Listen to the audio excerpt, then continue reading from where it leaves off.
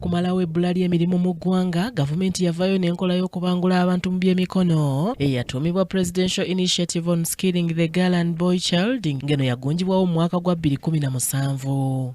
Initiative on Skilling the Girl Boy Child. Abantu abayita mu nkola eno babangulwa mu bintu eby'enjawulo omuli okutunga, okubajja, okwokya ebyuma, okukanika n'ebirala ng'era abayizi kibatwalira ebbanga lya myezi 6 okufuluma wakati mu kuweebwa n'entandikwa y'ebikozesebwa. Nebabaga wali President yali nga bamumala abawa nti kyalaane nti akuwadde eza saluuni naye kaakati yateekawo saako yammwe. Saako eyo buli division tulina saako ez'enjawulo ezo.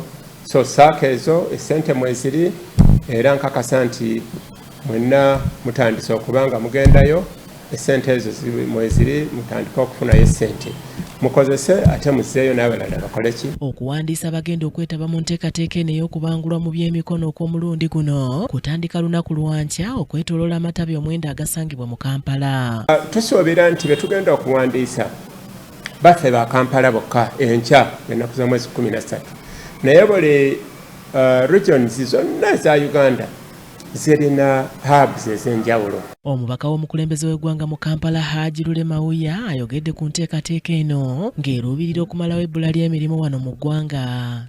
Naye nga era nga batutambula of course batuba n'emirimu era tusaba nti gwe tuyinza okuteeka wano naye nga ekisinga obukulu tusaba mwenna abalina emirimu nti abaana bano bakugu bafuluma nga bakugu ddala ate baana bawulize ne ssente tebasaba nnyingi nnyo tonotono so mubawe emirimu kubanga baba bafuuse bakugu. Ono bw'ati akinogaanyiza nga bwe watali kisasuzibwa mu nteekateeka eno eri oyo agenda okugyegattako. Mu ngeri y'emu ne minisita wa Kampala era omubaka wa Kampala Central Hajati Minsa Kabanda akubiriza abantu okutumbira enteekateeka eno era nga bassentebe b'ebyalo abaakalondebwa abasabye okuyambako abantu be bakulembera nga babawa ebbaluwa ezeetaagibwa.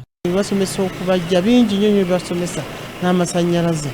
Courses eziro zirisukka mu 30 byabwereere n'ekyemisana nga kwekiri. So buli muntu yenna alina omwana nga yakoma mu kkubo banga yali agadde ayongereko oba omwana ali mu yunivasite nga tannaba kufuna kyakola mutwale yasome asobole okuba nga afuna omulimu gw'omu mutwe. Mbagambye tuli ewandegera, tuli ekinnawataka, tuli eruzira, tuli wangi nnyo sobola kumala ye mutundwe wangi nnyo. Ebifo eby'enjawulo gwonna wowulira nga balanga ku leediyo twalawe mwana wo. Sente ya registration tewali kyosasula omwana agenda bugezi na identity card n'ebbaluwa ya LC1 chairperson. Nkubiriza bassentebe mwenna abalondeddwa ku byalo okulaba nga mukola ki nga mutwala abaana bano nga mbawadde amabaluwa bagende temubaggyako ssente leka abaana bagende basome. Abazadde ono abasabye obutakugira baana baabwe nga baagadde okwetaba mu nteekateeka eno. Mukola eno Presidential Initiative bagiteekawo kuyamba muntu yenna.